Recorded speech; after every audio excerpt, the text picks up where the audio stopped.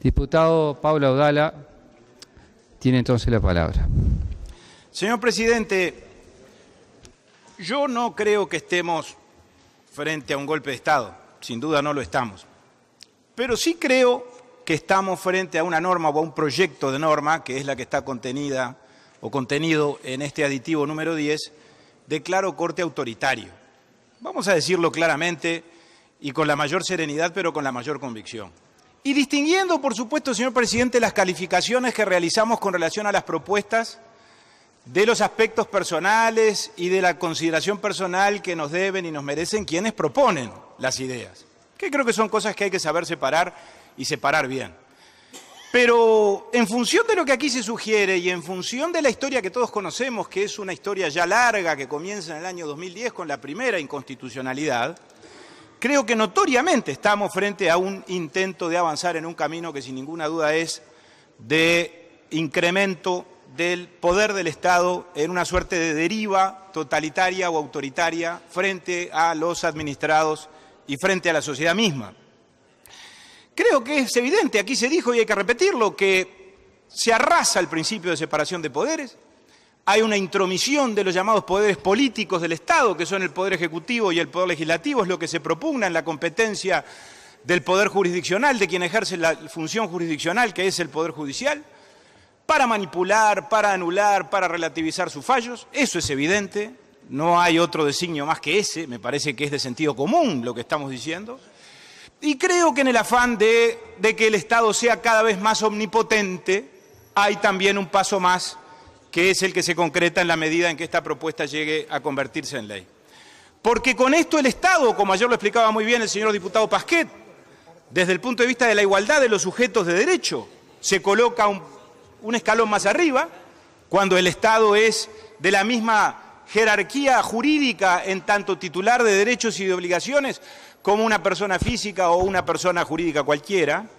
y porque el Estado en este caso para hacer eso lo que se propone es producir normas jurídicas, crear leyes para después ponerse por encima de ellas mismas y por lo tanto también por encima del Poder Judicial. Yo ayer califiqué esto como un acto de desviación de poder y creo que es lo que sin ninguna duda hay, señor presidente, en la propia esencia de esta solución que se nos está preconizando. Aquí hay una actuación con ánimo de daño, que eso es lo que define la desviación de poder. Y yo no le atribuyo, también quiero hacer la aclaración aquí, porque no quiero extender juicios éticos, para que nadie se sienta herido en su sensibilidad o desde el punto de vista de la susceptibilidad personal. No estoy sosteniendo qué ánimo de daño tienen quienes firmaron esta propuesta o este proyecto de aditivo. Digo que están profundamente equivocados, pero lo que tiene ánimo de daño es el Poder Ejecutivo cuando inicialmente nos trajo una redacción similar o equivalente a esta que está en la hoja 10 y por lo que hemos podido escuchar hasta ahora, porque no hemos tenido la oportunidad de leerla con relación a la reformulación que aparentemente se va a promover en el curso de este debate. Y si alguna duda queda de que esto es así, señor presidente, a lo largo de todo este proceso de análisis presupuestal se recogieron pruebas absolutamente contundentes. Un señor legislador de la bancada de gobierno, vocero del Frente Amplio y del Gobierno Nacional y del Ministerio de Economía en todos estos temas vinculados con el presupuesto, dijo cuando esto se trató, cuando compareció COFE, que esto es para evitar el pago de algunas indemnizaciones particulares. Se terminó la discusión. Esto es para que el Estado no pague lo que tiene que pagar y para que el Estado además selectivamente diga a este le pago y a este no. Eso es lo que se deduce literalmente de esa expresión que un señor integrante de la bancada de gobierno, no el año pasado, no en el periodo anterior, en esta misma discusión, hace pocos días en la Comisión de Presupuesto dijo. Y si alguna duda adicional o si algún elemento adicional hubiera que poner sobre la mesa para comprobar que hay desviación de poder, bueno, porque alcanza con leer el texto de la propuesta que se nos trae. Cuando se dice este mecanismo novedoso de que el Poder Ejecutivo efectuará las previsiones correspondientes en la próxima oportunidad presupuestal, etcétera, ahí también está expresada y manifestada concreta y cabalmente la desviación de poder, porque eso fue lo que declaró inconstitucional la Suprema Corte de Justicia. Entonces, ¿con qué legitimidad, con qué autoridad moral, con qué autoridad política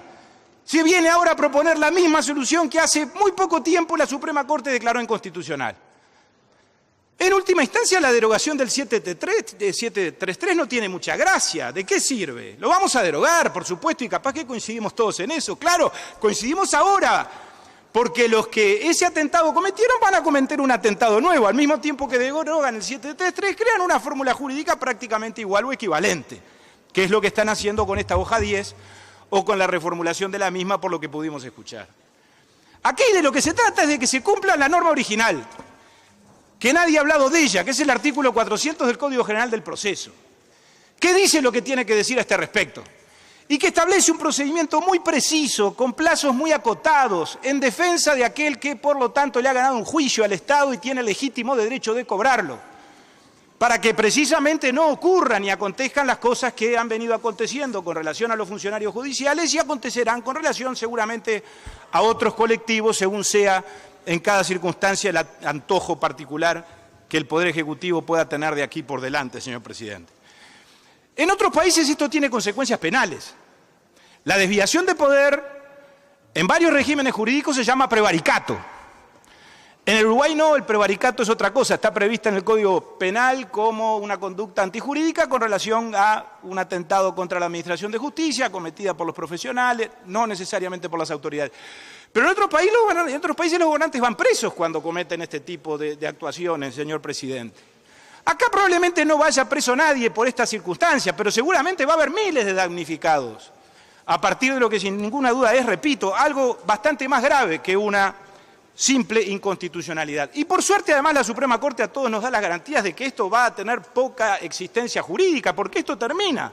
inexorablemente en una nueva declaración de inconstitucionalidad de la ley a partir del control de constitucionalidad. Y el Poder Ejecutivo lo sabe, pero no le importa, igual lo hace, porque gana tiempo, porque es el mismo tiempo que viene ganando y las mismas prórrogas que por la vía de los hechos viene concretando desde el año 2010 para acá, cuando cometió aquel disparate que se cometió en la ley presupuestal del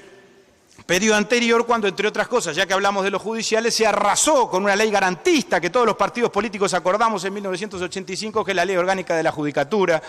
y que permitía o garantizaba precisamente que los magistrados judiciales y por debajo de ellos todos los funcionarios tuvieran, aunque más no sea desde el punto de vista salarial, la autonomía presupuestal que no tienen con carácter general. Así que, señor presidente, los que vayan a votar a favor, que lo hagan. Pero antes de hacerlo, que sepan que este es un atentado que están cometiendo nuevamente, y algunos tal vez por primera vez, en función de estas circunstancias que nosotros estamos diciendo, y por lo tanto que están profundamente equivocados. En una responsabilidad, señor presidente, que yo no dudo en decir que terminará siendo prácticamente histórica. Que esto se hace para no pagarle a los judiciales, todos lo sabemos. Yo creo que ya prácticamente el gobierno no hace ni siquiera esfuerzos por disimularlo, y con relación a esto se maneja con eufemismos. El argumento de que es para precavernos de los reclamos de las multinacionales, bueno, está muy bien, yo no me voy a subir al carro de los que promueven los negocios y las ganancias de las multinacionales, pero ¿qué señal le damos al mundo? Un país como el nuestro, que se supone está imperiosamente urgido de concretar la llegada de capitales extranjeros, de inversión extranjera, como dice el ministro de Economía. ¿Esta es la forma de cautivar a los inversores extranjeros a que vengan a asumir riesgos en el Uruguay?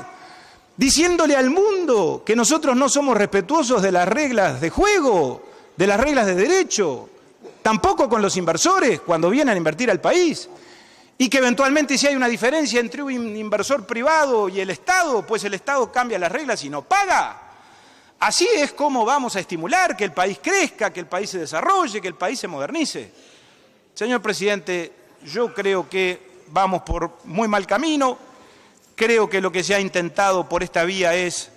solucionar un problema con una fórmula que en realidad nos conduce a un problema bastante mayor y más complejo. Y repito, ensayando fórmulas que son absolutamente autoritarias, más allá de la buena fe y de la inspiración democrática en la que sigo creyendo de todos mis colegas, pero que sin embargo, una vez más lo digo,